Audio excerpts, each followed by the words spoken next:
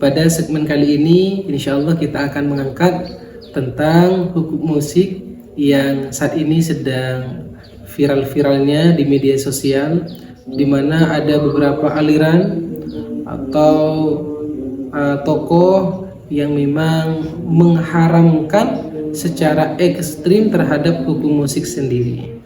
Ada juga tokoh-tokoh kita dari Aswaja yang menentang dan juga membolehkan terhadap hukum musik. Lalu sebenarnya seperti apakah pandangan hukum fikih terhadap musik ini sendiri?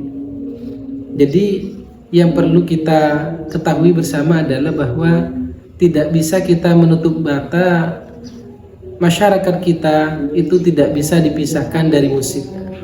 Entah nanti tujuannya memang di dalam musik tersebut untuk menghilangkan rasa galau, menghilangkan rasa letih capek kita, atau untuk membangkitkan semangat-semangat yang sudah lama terbendam dan lain sebagainya.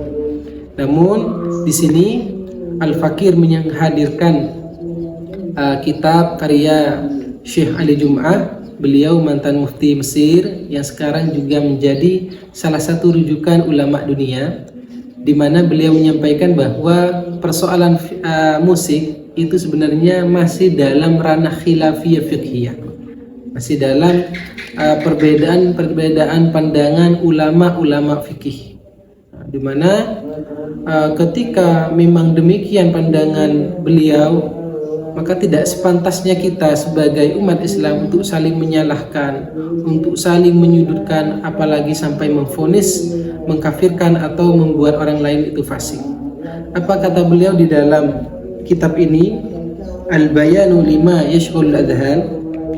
Beliau menyampaikan, wa mas'alatu sama'il musiki, persoalan mendengarkan musik ini, mas'alatun khilafiyatun fiqhiyatun, itu permasalahan khilafiyah dalam ranah fikih. Laisat min usulil aqidati, bukan termasuk dari pokok-pokok akidah. Wa laisat minal ma'lumih minad din bid-darurati, bukan juga termasuk dari maklum minad din bid-darurah. Ini jelas. Nah, kalau kita sudah mempunyai pijakan seperti ini, wala yanbaghi lil muslimina ay yufassiqa ba'duhum ba'dhan, kata Syekh Jum'ah, tidak sepantasnya kita sebagai orang Islam untuk memfasikkan antara satu dengan yang lainnya. Wala yunkiru ba'duhum ala ba'din bisababi tilkal masailil khilafiyah, tidak boleh juga mengingkari antara satu dengan yang lainnya hanya gara-gara persoalan yang masih khilafiyah ini. Fa inna ma yunkarul muttafaqu alaihi, baru nanti kalau ada aliran, ada kelompok yang ingin meruntuhkan persoalan yang sudah diittifakkan menjadi konsensus dalam tubuh ulama, maka kita turun gunung di situ, tidak ada masalah. Wala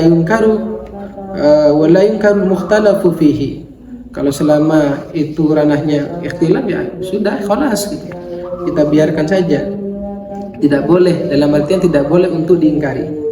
Wa talama anna hunaka minal fuqaha'i man abahal musiki, selama masih ada tokoh-tokoh besar ahli fikih yang membolehkan terhadap musik, wa haula mimman yu'taddu biqaulihim, mereka masih termasuk dari mu'tabarah pendapatnya, masih bisa diambil pendapatnya, wa yajuzu taqliduhum, dan boleh juga untuk bertaklid kepada mereka.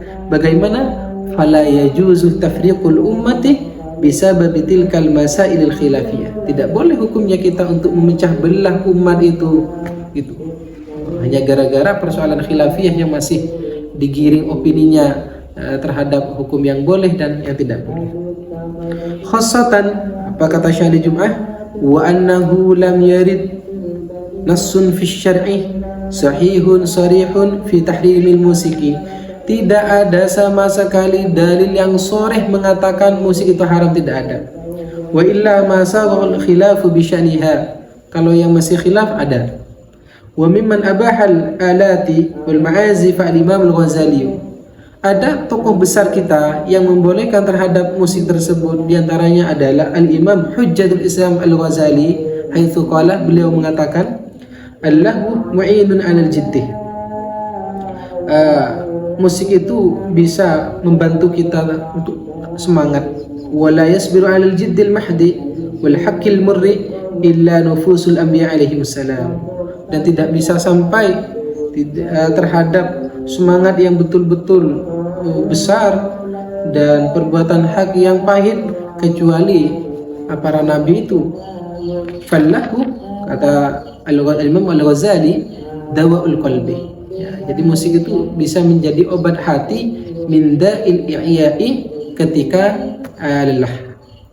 Fayambagi ayyakuna mubahan, sehingga Imam Ghazali itu mengambil kesimpulan boleh-boleh saja hukumnya musik itu.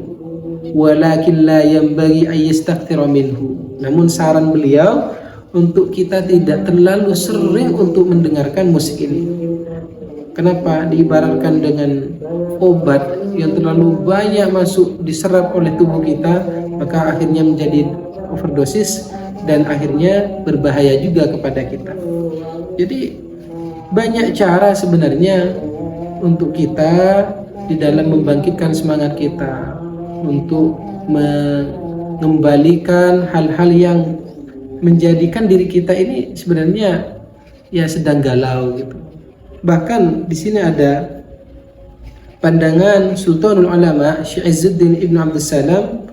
Beliau mengatakan at-tariqu fi salahil qulub, cara untuk memperbaiki hati kita, yakunu bi asbabin min kharijin, bisa dengan cara faktor-faktor eksternal, faktor-faktor lain yang sekiranya bisa membangkitkan kita. Fayakunu bil Quran, bisa dengan Quran, ya kita ngaji, ya, yang galau ngaji, silahkan. Wa haulai afdalu ahli sama', dan biasanya mereka adalah orang-orang yang memang suka mendengar Al-Quran. Wa yakunu bil wa'di, ada juga dengan cara diceramahin, ya, makanya ada pengajian-pengajian. Wa yakunu bil hada'i wan nasyid, ada yang pakai nasyid gitu kan. Wa yakunu bil ghina'i bil alati al mukhtalafi fi sama'iha. Ada juga yang bisa menggunakan musik-musik yang sebenarnya di dalam kalangan ulama itu masih mukhtalaf, kata beliau. Jadi ini masih diperdebatkan. Yang perlu diperhatikan juga adalah tujuan kita, apakah memang musik tersebut untuk maksiat atau untuk hal-hal yang positif. Nah, kalau memang itu diarahkan terhadap yang maksiat, artinya kita mendengarkan musik untuk menyibukkan diri kita dengan dunia, menjauhkan kita dengan Allah, menjauhkan kita dari Nabi Muhammad SAW. Nah, kita sembrono, yang penting kita mendengarkan dari YouTube, dari media sosial yang kurang manfaatnya terhadap kebaikan kita, masalah kita, itu jelas tidak boleh. Tapi kalau misalkan untuk kebaikan, untuk kemaslahatan, tambah kita semangat ibadah, tambah kita semangat untuk ngaji. Apalagi sekarang kan banyak di konten-konten itu mereka menghadirkan konten yang positif, mengajak, ada yang bersedekah, ada yang mengajak untuk ngaji dan lain sebagainya, itu tidak ada masalah. Sehingga disinilah pentingnya kita mengetahui hukum secara utuh, ya, yang baik-baik saja gitu. Kalau yang tidak baik, ya naudzubillah, kita lempar. Seperti itu. Mungkin itu yang bisa kami sampaikan segelintir tentang hukum fikih di dalam pandangan fikih, hukum musik di dalam pandangan fikih. Namun yang jelas ada juga ulama yang mengatakan seperti Habib Ali Jufri. Beliau itu pernah menyampaikan seperti ini, yang melarang kita untuk musik itu sebenarnya bukan musiknya, tapi efek. Kalau memang nanti efeknya yang tersampaikan terhadap ke kita itu positif nilainya, tidak ada masalah. Tapi kalau memang nanti efeknya yang sampai kepada kita tidak baik dalam hati kita, sudah, nah itu yang tidak diperbolehkan. Mungkin itu yang bisa kami sampaikan. Wal afu minkum. Wassalamualaikum warahmatullahi taala wabarakatuh.